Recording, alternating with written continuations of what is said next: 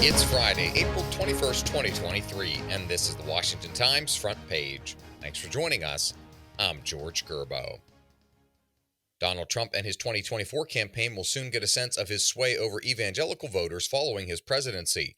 Seth MacLachlan reports Trump is slated to deliver a remote address to the Iowa Faith and Freedom Coalition's spring kickoff this weekend.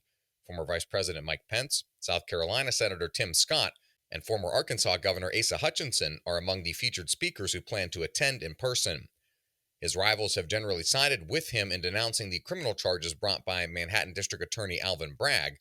Still, that won't stop them from questioning Trump's commitment to the Christian right.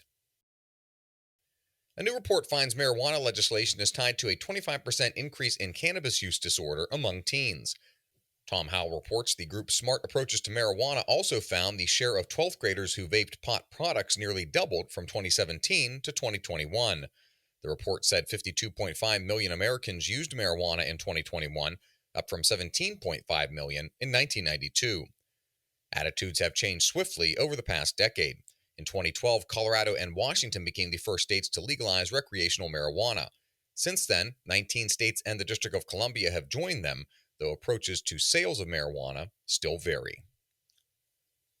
Mental health experts warn the prolonged isolation of pandemic lockdowns has prompted many Americans to adopt learned helplessness, a coping strategy frequently used by drug and alcohol abusers.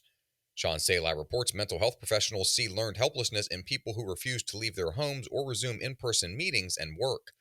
Calls to the National Suicide Hotline have sparked concerns about a widespread inability to cope with unexpected adversity. Therapists say patients who fear returning to old behaviors have substituted alcohol, drugs, social media, or video games for face-to-face relationships. You can read all of these stories at WashingtonTimes.com/front page. You can also find the entire lineup of Washington Times podcasts at WashingtonTimes.com/podcasts. The rising prices of raw materials have sent the cost of manufacturing coins soaring over the past decade, adding nearly a full cent to the cost of producing each penny. Stephen Dinan reports it now costs more than 2.5 cents to mint and distribute each penny, according to a report from the U.S. Mint. Additionally, making a nickel now costs more than 10 cents. The prices to make dimes and quarters also rose, though the government still comes out ahead in those cases because their face value is higher and the dime is so small that it doesn't require as much material. The average price of the primary metals in each coin, copper, nickel, and zinc, have increased each year. House Republicans have passed a bill barring male-born athletes from female scholastic sports. Valerie Richardson reports the Protection of Women and Girls in Sports Act passed on a 219-203 party line vote. The legislation requires student athletes to compete based on their reproductive biology and genetics at birth, not gender identity. Florida Republican Congressman Greg Steube said the bill preserves women's sports and ensures fair competition for women. The legislation is dead on arrival in the Democratic-controlled Senate. And finally, National Security Team leader Guy Taylor talks with Balázs Orbán, the political director for Hungarian Prime Minister Viktor Orbán.